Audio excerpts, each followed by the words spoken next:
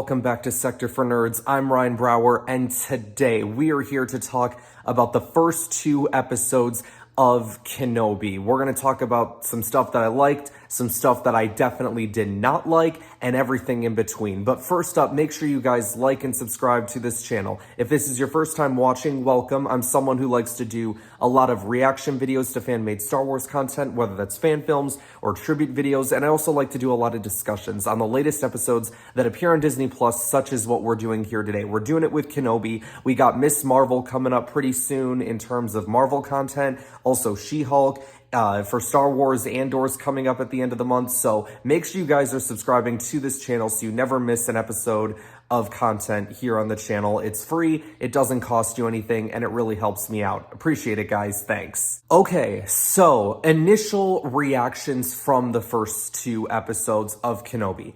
The first episode I really enjoyed. It was everything that I expected it to be and more. And it was a really, really good episode. A great way to start off the Kenobi series.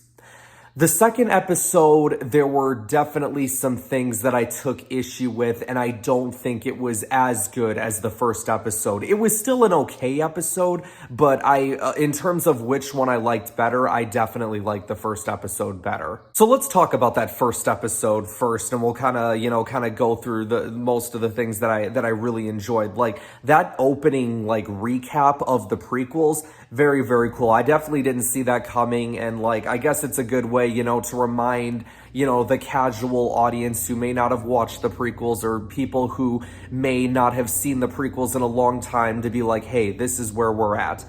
And then we get a scene, and not just any scene, an Order 66 scene.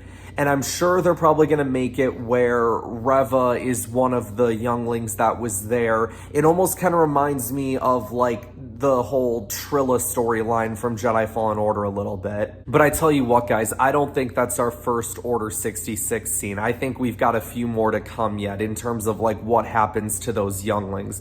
But man, any Order 66 stuff that we can get, you guys, I'm all in for. We got a little bit in Book of Boba with Grogu, and now we've got this scene with younglings, and I'm assuming one of them is Reva. Fast forward 10 years later, and we get the Inquisitors landing on Tatooine. We got the Grand Inquisitor, the fifth brother, both of which we know from Star Wars Rebels. And then we find out that Reva is the third sister. So this is our confirmation of that. I don't know if they ever announced that prior to this, but now we know. And the third sister is obsessed with finding Obi-Wan. The Grand Inquisitor and the fifth brother have to stop her from doing all this crap and potentially killing people. The Grand Inquisitor says the key to hunting Jedi is patience, and Reva seems very impulsive, right? The one thing that I didn't I appreciate the fact that she was standing up to herself against the Grand Inquisitor and whatnot. But I'm surprised the Grand Inquisitor didn't try to do more to be hey, remember, I'm the one in charge here. You know what I'm saying? Because that the Grand Inquisitor he's the guy that's in charge of all the Inquisitors. Now I get Vader is above him, but still. We see Obi-Wan, I think within the first 12 and a half minutes of the episode, and it was so unlike him to not help someone. You know what I'm saying? I know in Clone Wars, they kind of tackled this a little bit where when Obi-Wan was a slave, he had to come to the realization that his actions will only make things worse. And I think that's kind of almost the mindset that he has here, is that if I help people, then people will know that I'm a Jedi. I love that they had the toy from A New Hope there that Luke was playing with. Owen ended up bringing it back, which leads me to believe that Obi-Wan is gonna, of course, bring it back at some point, maybe sneak it into Luke's room or something like that. I don't know. But yeah, that was a nice little reference to A New Hope. And speaking of Owen, Owen being there and it was kind of a clip that we had already seen prior to the episode being released, but when the time comes, he must be trained like you trained his father. Anakin Skywalker is dead, and I'm just come on, Owen, why you gotta be like that? The Jedi that was on the run from the Inquisitors, what was his name? I believe it was Nari. He finds Obi-Wan, And Obi-Wan's sitting there like, you know, the time of the Jedi is done. And I'm like, damn, you really did lost hope. But then I also kind of understand it from his point of view as well. It's like, if this Jedi is seen with Obi-Wan, right? Like wherever this Jedi goes, he's going to attract attention. Like that already happened with the Grand Inquisitor, right? So if he sticks with Obi-Wan, that's going to cause attention to Obi-Wan, and then eventually that could lead the Inquisitors to Luke, and Obi-Wan can't let that happen. And it is kind of funny, right? Because Obi-Wan sort of does sort of have two different mindsets right now. Like, the time of the Jedi is done, but then also, I have to protect this boy and make sure that nothing happens to him. It's almost like he is still holding on to that glimmer of hope, a new hope, if you will. The idea that Luke could be force sensitive and that he can be trained by Obi-Wan. Reva cuts off the hand of one of the citizens, and I'm like, man, Reva is freaking impulsive. And she's saying, like, she will get what she's owed, so I'm not sure what that's all about. And then, like, all of a sudden, like, halfway through this episode, like, it all of a sudden took this turn. And we're at Alderaan, and I'm like, oh my gosh, are we gonna see like Bail and young Leia? And that's exactly what happened. It was so cool to see Alderaan like this, because apart from like an episode of Clone Wars, and then for those who have played SWTOR, y'all will have seen Alderaan there. But apart from those two things, we really haven't seen much of Alderaan, right? So the idea that we get it here, it's like so freaking cool. There was a 3PO cameo as well, but the thing that I love most about this Alderaan stuff is the conversation between Bail and Leia. Like because of course Leia's cousin was being a jerk, and then they wanted to make her apologize and stuff, and then the conversation that Bail had with her, like, I thought that was really cool, because we really haven't seen Bail and Leia together like that on screen before, you know, father and daughter. And the whole idea of like, this could all, you know, be yours someday. Like, you know, people are going to look to you for inspiration. You know, you're going to go to university, then you're going to become a senator. And then Leia being like, I don't want to be a senator. And then Organa's like, and that's probably what will make you the best one. But then like the part where she's saying like, I'm not even a real Organa. And then Bail was just like, don't say that. Like, you are in Organa in every sense of the word. And I mean, it's true. They, you know, in episode 3, at the end of episode 3, Bail said, you know, my wife and I always talked of adopting a baby girl. She'll be loved as one of us. Unfortunately for Leia, she ends up getting captured by a bunch of smugglers. And I'm sitting here like, okay, like how does... Like, who would have interest in Leia? Because clearly they were hired, right? So who hired these guys? We find out later that Reva hired them. And I guess her whole purpose of it is because she found out in the archives that Obi-Wan and Bail used to work together. Not sure how that would have been made public knowledge, but whatever. I forgot to mention, one of the things that I really enjoyed earlier in the episode was with Obi-Wan, and it was after Obi-Wan left the Jedi.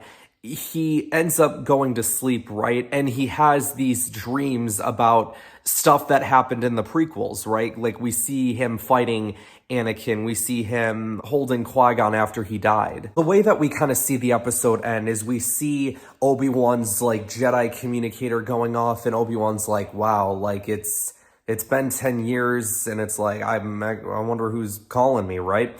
And then he sees that it's Bail and his wife. Obi-Wan says that it's been 10 years. I'm not cut out for doing it. I have an obligation to the boy.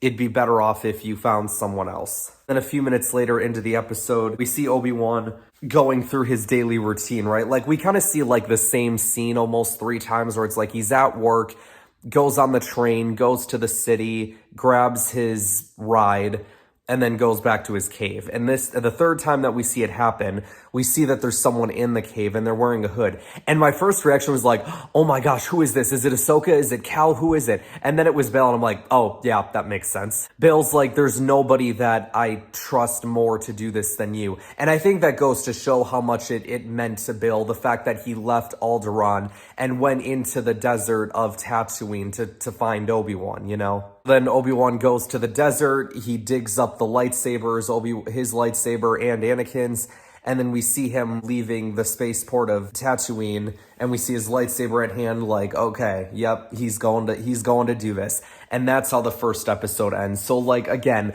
what a really, really, really good first episode. Like, a good way to start us out, right? Like, we see Obi-Wan in, like, this terrible state of affairs because of everything that's gone down in the galaxy. We see him with, like, what he's been doing in his everyday life for 10 years. The interaction with Owen, him trying to communicate with Qui-Gon Jinn, which I think is going to play a factor later on. I think we're definitely going to get Qui-Gon later.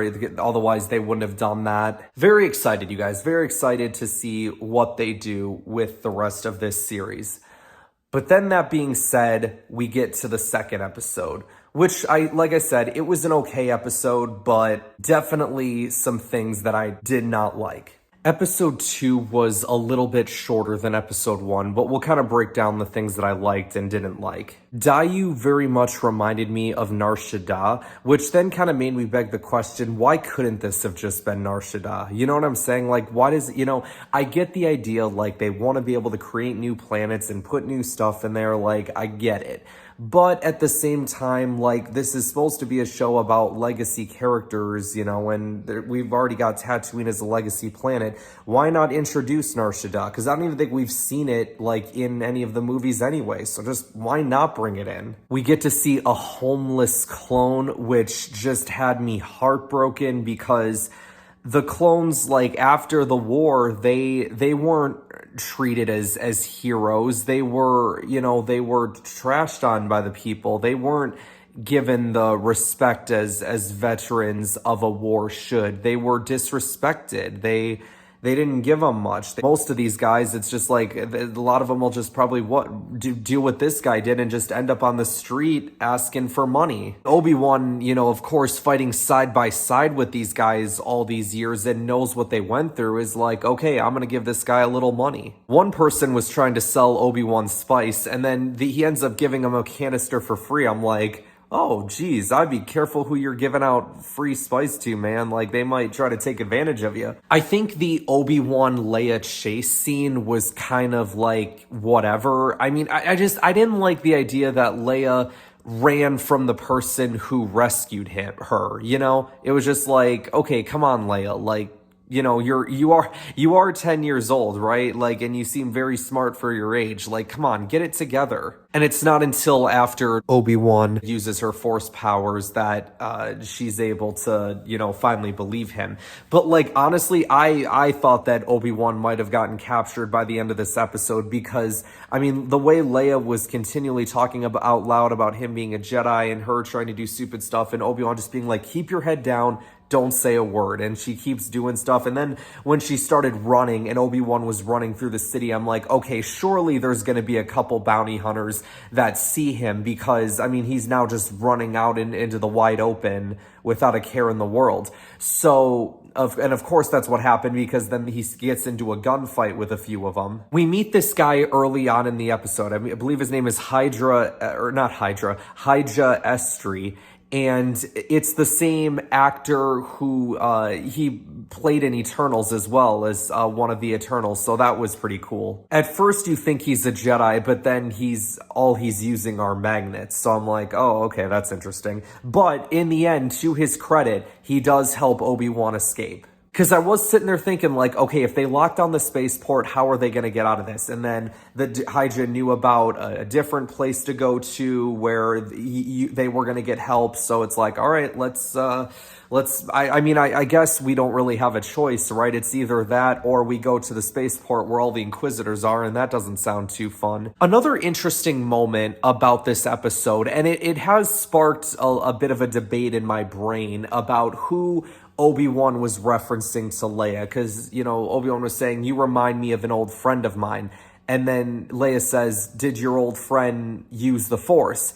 And Obi-Wan says, no, she was a leader. My brain immediately went to Satine, because Satine was a leader. But then there's also that part of me that thought, or is he talking about Padme? Because Obi-Wan and Padme were friends. And then also you have LEIA here, who is the daughter of Padme, so I guess it would make sense if it was. So honestly, I think it could go either way. He could be referencing Satine and he could be referencing Padme. At first, I was pretty confident that it was Satine, but now I could totally see it being either one. So then Reva makes her presence known again, and this is where I started to take issue with things in this episode. It was towards the end, right? And Reva is trying to hunt down Obi-Wan. Obi-Wan tells Leia to get to the ship. He'll be right behind her, which then led me to believe, oh, is he gonna get captured? I guess we'll have to see. And then Reva's like, Vader's been looking for you. Or Vader, he's like, Lord Vader will be pleased. And Obi-Wan is like, has this look on his face like, wait, what? And Reva's like, oh, you didn't know, did you? Anakin Skywalker is alive. And that was my first issue that I took with big issue that I took. And I'm like, well, how does Reva know about Anakin? Because I feel like very few people are supposed to know that Vader is Anakin, Palpatine being one of them. Thrawn ends up figuring it out in one of the books that they, one of the new Thrawn trilogy books that they did. Thrawn is able to depict the fact that Anakin and Vader are the same person. And Thrawn's smart like that, so he would know. So why Reva knows, I don't know. And maybe that will be explained. And then the Grand Inquisitor comes in and is basically like, okay, I am relieving you of your duties at this point, Third Sister. We are not letting Kenobi slip through our fingers right now. I'm dealing with this. Third Sister says, okay. And then immediately stabs the Grand Inquisitor right in the chest and says, you think I was going to let you take all the credit? Meanwhile, Obi-Wan took that, moment of them fighting each other to just make a sprint for the ship and get to Leia. And then because of that, he's able to get away. And Reva, you hear her yelling like, you can't win, Obi-Wan. You can't escape him. We will hunt you. Okay. How the fuck did the Grand Inquisitor not see that coming? Okay, no, and why, what is with Reva here? Why is she so, I get it, the Sith fight each other, all this, that, and the other, but, she's so clearly impulsive and stuff that it's why didn't the other Inquisitors try to, do something about this before? Because surely they could have figured that something was coming, but then at the same time, it's well, how did the Grand Inquisitor not see coming that the Third Sister that Reva was going to stab him? And then it's okay, we know the Grand Inquisitor survives, right? Because of Rebels. How many other people in Star Wars have we seen get stabbed in the chest like that and die? Freaking Qui-Gon, for example, right?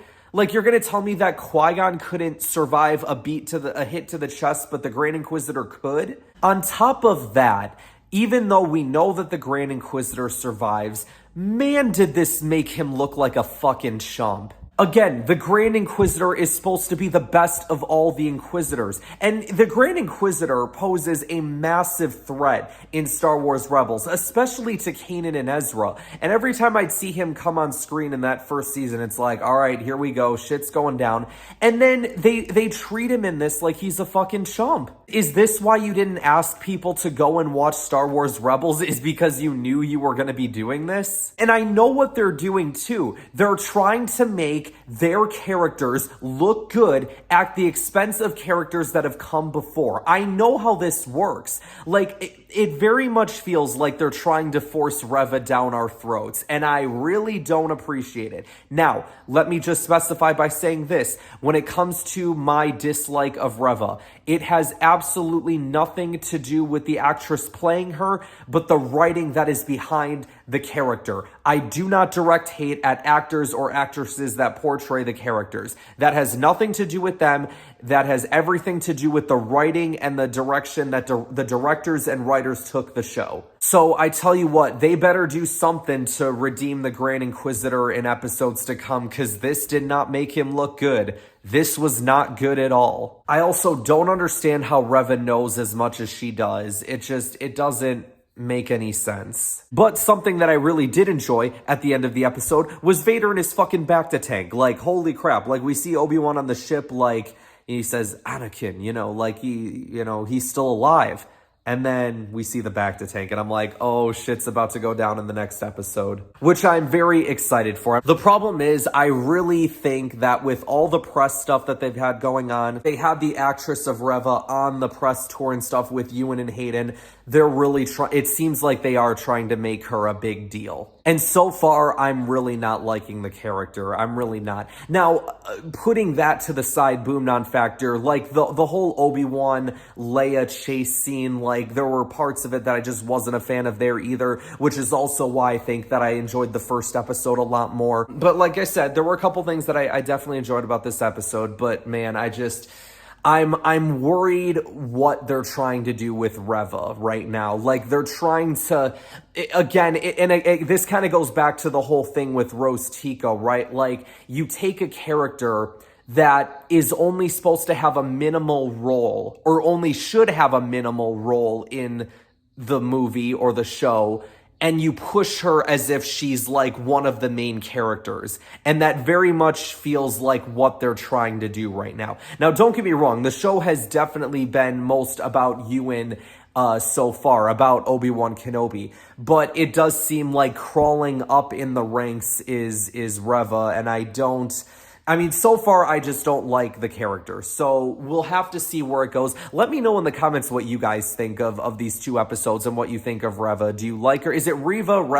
I don't even remember. Do you like the character? Do you not like her? Again, I would encourage everyone to not direct hate towards any actors or actresses for their portrayals of the character. I'm actually curious to see what the people at Celebration thought of that second episode, because they had aired these episodes at Celebration for people to see. So, I mean, don't get me wrong, I might just be in the minority. I don't know what people thought of these two episodes. I'm just telling you what I thought of that second episode, and that second episode definitely had some big things that I did not like and I did not appreciate. All right, you guys, I think that's going to wrap up our discussion for today. Make sure you guys like this video, subscribe to the channel, share this video around to help support the channel, and I will see you guys next time.